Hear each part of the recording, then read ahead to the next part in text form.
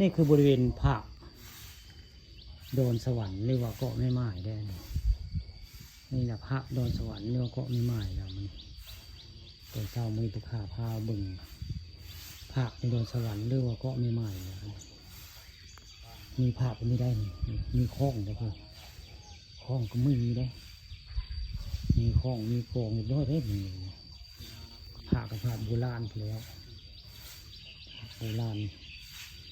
นี่เดี๋ยวเขาขอตีคล้องขอตีละครั้งนี่เด้ออะไรก็ได้สักบาทเด้อจะที่สุดทางนี่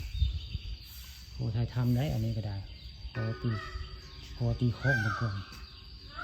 คล้องมาแล้วขอตีคล้องดูข่าวก็ได้ดังเช่นใดเนาะตีละครั้งอันนี้เขาพิษละครั้งก็โดนสวรรค์เนาะดังก็ได้นี่ก็ได้ดังแห้งได้กันละครั้งนี่ก็ได้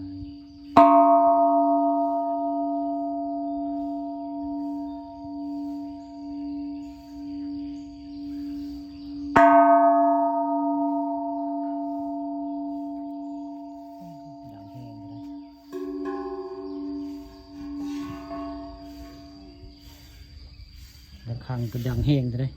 ระฆังก็โดนสวรรค์ด้วยตำนานเมืองใหม่ๆก็จะว่านี่เมืองใหม่เมืองนี้ได้หรือว่าบ้านของป่าเดงไอเนาะเมืองนี้ข้ากับบุคุย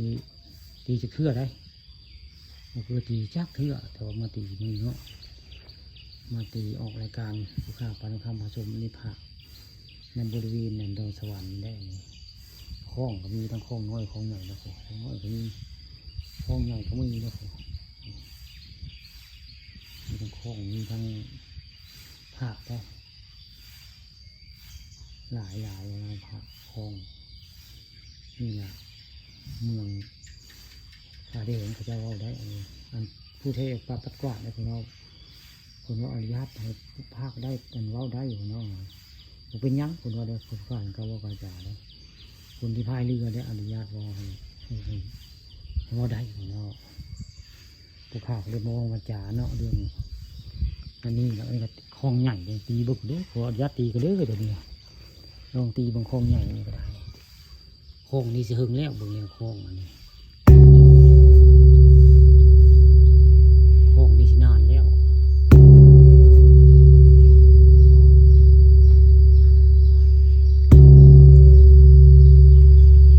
ตัวสินานแล้วคลอง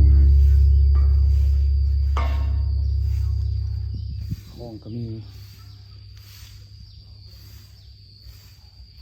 พระนี่ก็ต้องใส่ปั้นทั้งนานแล้วตามเบิ่ง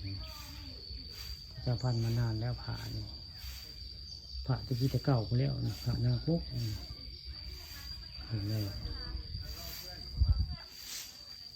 นั่นคือเจ้าของเฮือเพื่อนละเพื่อนพามาเที่ยวเนาะจักปลาอย่างน้องบ่จักคนดอกแต่ว่า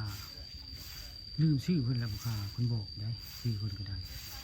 เราเนี่ยนำเราบอกว่าถ่ายได้ว่าได้ของเราผู้ขาได้บอกมาจ้าเนาะนี่แหละก็ไม่ใหม่ก็โดนสวรรค์แหละเนี่ยผู้ขาปาราคาพอชมเอาเรื่องจริงผ่านจอมาให้เบิ่ง